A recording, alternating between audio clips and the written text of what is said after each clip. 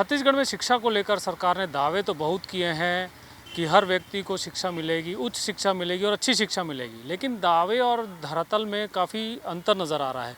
मेरे साथ कुछ लोग हैं जो नीट, सेट, पीएचडी के लिए संघर्ष कर रहे हैं, लंबे समय से संघर्ष करते हुए आए हैं। पूरे प्रदेश भर से लोग यहाँ पहुँचे हैं। हम उनसे चर्चा करते हैं आखिर उनकी क्या समस्या है। आप लोग क्या समस्या लेकर यहाँ पहुँचे और क्या हुआ है अब तक?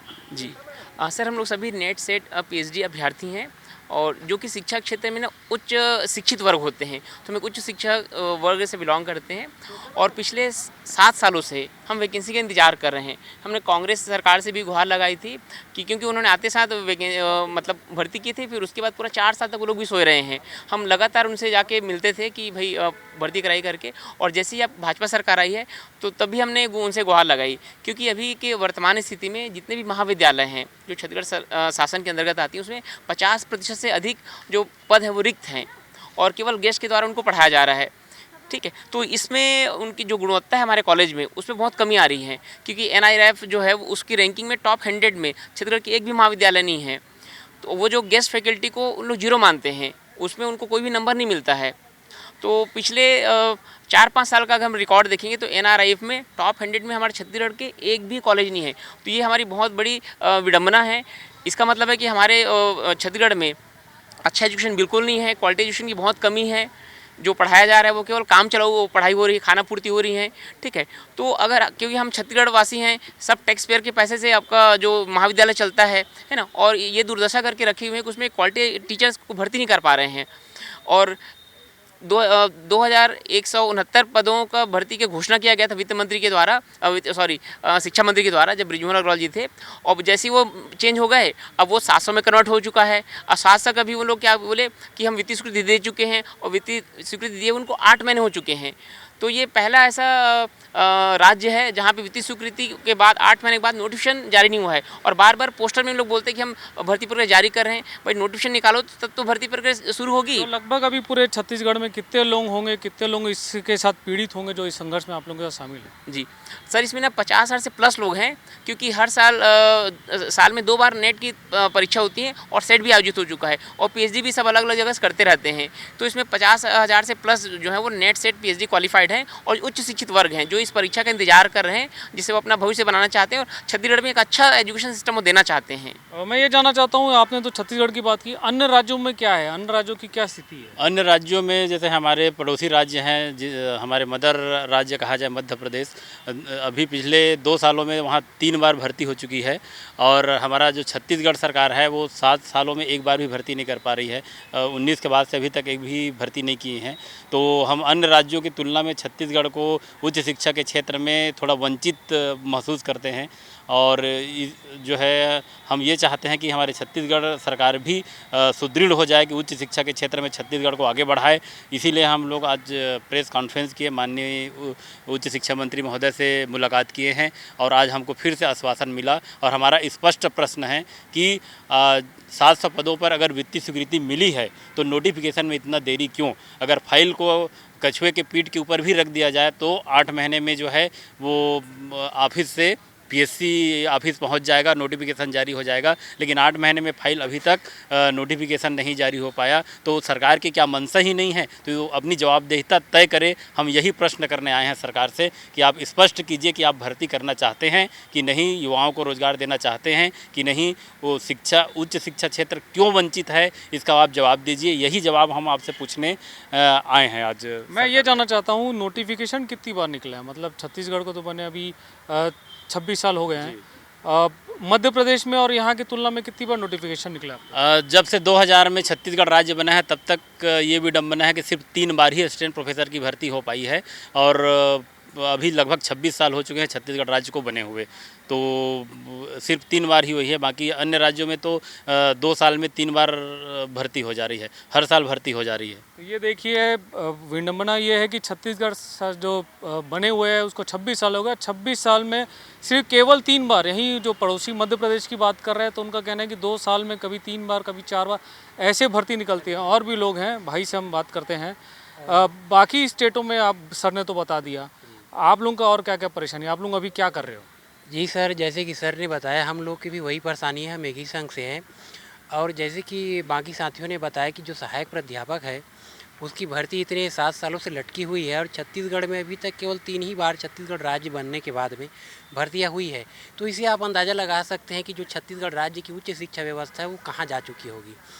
तो अगर मैं सरकार से सीधा सीधा सवाल जवाब करूं एक आम नागरिक के होते हुए एक अधिकार से, तो मैं सरकार से ये कहना चाहूँगा मंत्री जी से, जैसे कि वो हर मंच में जाके बोलते हैं मंत्री जी, उच्च शिक्षा मंत्री जी और हमारे मुख्यमंत्री जी, कि हम लोग छत्तीसगढ़ की उच्च शिक्षा को जो एक नया आयाम देंगे, एक नई ऊंचाई तक पहुंचाएंगे करके। मैं उन्हें साफ एक छोटा सा सलाह दूंगा कि वे गांव दूर दराज के किसी कॉलेज में जाए और वहां पे 2-4 दिन किसी कक्षा में बैठ के देखें और बच्चों के हालात को पूछे, तो वहाँ पता चलेगा कि कितनी शिक्षकों की कमी है। और उनकी जो उच्च शिक्षा जितना हमें बताया जाता है कि हम लोग उच्च शिक्षा का स्तर जो है ये ऐसा कर दिए वैसा कर दिया, और जो कागज़ों में ही केवल चल रहा है, वहाँ पे असल इस उच्च शिक्षा का स्तर जो है उन कॉलेजों में जाके पता चलेगा। और जो है हमने इसी को लेकर के जो है जो युवा है, उच्च शिक्षित युवा है, छत्तीसगढ़ राज्य की उच्च शिक्षा व्यवस्था को देखते हुए, साथ में अपने साथ हो रहे अन्याय और अत्याचार को देखते हुए वर्तमान सरकार में हम जो है आज उच्च शिक्षा मंत्री जी से मिले और पिछले 4 से 5 बार उनसे मिल चुके हैं और हर बार यही आश्वासन दिया जाता है कि हम जो है 2 महीने में भर्ती ला रहे हैं। तो देखिए, इनको अब जब भी मंत्री से मिलते हैं केवल आश्वासन मिलता है। महिलाएं भी यहाँ मौजूद हैं। आप लोगों को कितना समय हो गया है इसको किए हुए? असिस्टेंट प्रोफेसर के लिए तैयारी करते तो हमको अप्रॉक्स 10 साल हो गए हैं। 2019 पीएससी तक तो ठीक था कि 1-2 ऐसे पोस्ट आते थे और हमारी मांग के अनुसार तो कभी पोस्ट आया नहीं है। और जितनी ज़्यादा संख्या में यहाँ पे लोग बेरोजगार हैं जो अच्छे पोजीशन का वेट कर रहे हैं, असिस्टेंट प्रोफेसर जैसी भर्ती के लिए अपनी योग्यता रखते हैं, उनकी संख्या तो बहुत ज़्यादा है, 50,000 से तो ऊपर ही होगी। हर साल नेट सेट पीएचडी की परीक्षा आयोजित हो रही है। छत्तीसगढ़ सरकार के थ्रू भी सेट की परीक्षा आयोजित हो रही है, जिसमें बहुत सारे विषय अप्रॉक्सीमेटली लगभग 28 विषय को शामिल किया गया है और अब ज़्यादा भी हो गए होंगे। तो उस विषय में भी परीक्षा आयोजित होती है, परंतु उसकी पोस्ट नहीं निकाली जाती। जैसे कि अभी जो 700 पदों पे भर्ती के लिए अनुमति वित्त विभाग से मिली है, उसमें बहुत सारे विषय को शामिल नहीं किया गया है और हमें नहीं पता कि उसका कारण क्या है। ना ही सरकार ने हमें बताया है कि किस कारण से बाकी विषयों में भर्ती नहीं हो रही है करके। लेकिन हमको ये पता है सर कि भर्ती हो तो सभी विषय पे सामान्य भर्ती हो, निष्पक्ष भर्ती हो और जितना ज़्यादा हो सके उतना पोस्ट निकले, क्योंकि पोजीशन खाली है। नहीं होने से हम खुद बोलने के लिए ये नहीं हो पाता हमारे पास कि हम क्या बोलना चाहिए उसको, एक अनवांटेड टाइप का एक मांग कर रहे हैं। इस टाइप की चीज़ें नहीं हो पाती। हमारे पास वैलिड रीज़न है इस मांग के लिए कि असिस्टेंट प्रोफेसर की भर्ती जल्दी से जल्दी की जाए, जिसमें हर एक विषय को शामिल किया जाए। मेरा विषय है सर गृह विज्ञान होम साइंस, जिसमें मैं पीएचडी हूँ, नेट हूँ और सेट हूँ। मैं वेल क्वालिफाइड हूँ उस पोजीशन पे जाने के लिए। हमको सिर्फ अवसर चाहिए सर, हमारी योग्यता के अनुसार हम जितना कर पाएंगे हम उस पोजीशन के अनुसार आगे जाना चाहेंगे और इसके लिए हम लोगों ने सरकार से मांग रखी थी। लेकिन जो सबसे पहले इनका स्टेटमेंट आया था जिसमें 2169 पदों की भर्ती होनी थी, जिसमें हर एक विषय को शामिल किया गया था, जिसमें गृह विज्ञान विषय भी था, परंतु अभी उस विषय को हटा करके सिर्फ 700 पदों पर भर्ती की वित्तीय स्वीकृति मिली है, जिसमें होम साइंस को नहीं लिया गया है। और ये हमारे लिए बहुत दुखद बात है सर कि हर एक सरकार चाहती है, सेंट्रल हो चाहे स्टेट की सरकार हो, कि महिलाओं का उत्थान करें, महिलाओं को आगे बढ़ाए। तो महिलाओं के लिए स्पेसिफिक कोर्स जो गृह विज्ञान चलता है उसमें ही एक भी पद की स्वीकृति नहीं दी गई है।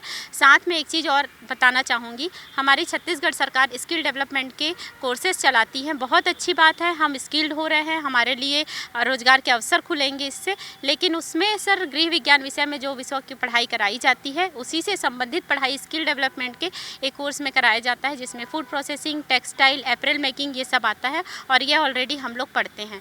तो क्या सिर्फ स्किल डेवलपमेंट के लिए इसकी ज़रूरत है? क्या गृह विज्ञान विषय जो ऑलरेडी चल रहा है उसको इन्हेंस करने की ज़रूरत नहीं है? जो लोग ऑलरेडी इस पे लिप्त हैं, जिन्होंने इस पे पीएचडी कर रखी है, क्या उनको मौका नहीं दिया जाना चाहिए? एक मेरा महत्वपूर्ण सवाल ये है कि इसके लिए भी कोई एज लिमिट होती होगी, इसमें एज लिमिट क्या है? अगर एज लिमिट से आप लोग क्रॉस करते तब क्या होगा?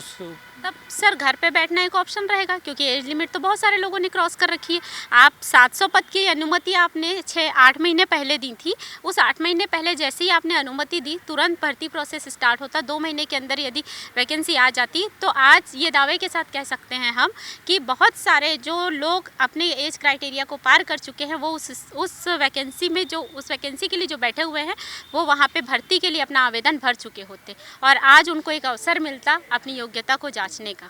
तो ऐसे कितने लोग होंगे जिनकी जो उम्र हो गई होगी, जिनकी उम्र निकल गई होगी? मैं आपसे जानना चाहता हूँ, ऐसे कितने लोग होंगे जिनकी उम्र निकल गई होगी? अब उनका आगे भविष्य के लिए क्या करेंगे आप लोग? भविष्य के लिए ये बहुत ख़राब बात है, क्योंकि जो युवा अपने गांव से शहर से पढ़ते हैं, अपने गली मोहल्ले के लिए, अपने रिश्तेदारों के लिए, अपने भाई बहन के लिए प्रेरणा के स्रोत होते हैं वे, कि वो स्कूल में कॉलेज में पढ़ते हैं, स्टेट में टॉप करते हैं, गोल्ड यूनिवर्सिटी में गोल्ड मेडलिस्ट होते हैं और पीएचडी करते हैं। उसके बाद वो सिटी मॉल में काम करते हैं, दुकानों में काम करते हैं। तो अभी बाकी लोगों का गुजारा बसारा कैसे चल रहा है? अभी कहीं नौकरी कर रहे हैं कि क्या कर रहे हैं बाकी लोग? अब अपने स्तर से गुजारा बसारा करते हैं। मेरा ये है कि अगर सरकार हमारे भावी पीढ़ी के लिए, आज का जो युवा है, जो उच्च शिक्षित है, गोल्ड मेडलिस्ट है, टॉपर है, पीएचडी है, उनको अगर सही प्लेटफॉर्म नहीं देता है तो भविष्य के लिए उनसे युवा कैसे प्रेरित होंगे? हम अपने छोटे भाई बहने को आप उसके जैसे पढ़ो, उसके जैसे पढ़ो, हमारे गांव के उस लड़के जैसे पढ़ो, उस लड़की जैसे पढ़ो, हम किस मुंह से बोल पाएंगे? वो तो हमको हमारा छोटा भाई उल्टा जवाब दे देगा, हमारे गाँव के बच्चे तुरंत जवाब देंगे वो उसके जैसे, जो गाँव में खेतों में काम कर रहा है, वो सिटी मॉल में काम कर रहा है, उसके जैसे। तो सरकार को प्रॉपर जो योग्य लोगों को है उनसे योग्य काम लेना चाहिए, ऐसी व्यवस्था होना चाहिए। अगर मान लो नोटिफिकेशन नहीं आता, क्योंकि 8 महीने आप बोल रहे हो, अगर नोटिफिकेशन नहीं आता है तो आप लोग आगे क्या करेंगे? आगे अब पूरे छत्तीसगढ़ के युवा इस परिवार से जुड़े हुए हैं, जैसे सब मिल के निर्णय लेंगे उस हिसाब से कार्य करेंगे। तो ये थे कुछ लोग जो इनका कहना है कि लगभग 50,000 से ज़्यादा है, केवल 50,000 लोग नहीं, इनके साथ इनके परिवार भी जुड़े हैं, तो संख्या और बढ़ जाती है। ऐसे में जो सरकार है वो नोटिफिकेशन जारी नहीं करती है। स्वीकृति हो गई है 700 पदों की, आगे बस नोटिफिकेशन बाकी है। नोटिफिकेशन इंतज़ार के चक्कर में इनकी जो एज लिमिट है, जो एज उम्र होती है, वो पार गए। ऐसे में सरकार को इनके लिए कुछ करना होगा। क्या करती है सरकार, ये देखने वाली बात होगी। कैमरामैन नोमेश के साथ लविंदर पाल सिंह उतरा, उज्जवल भूमि, रायपुर।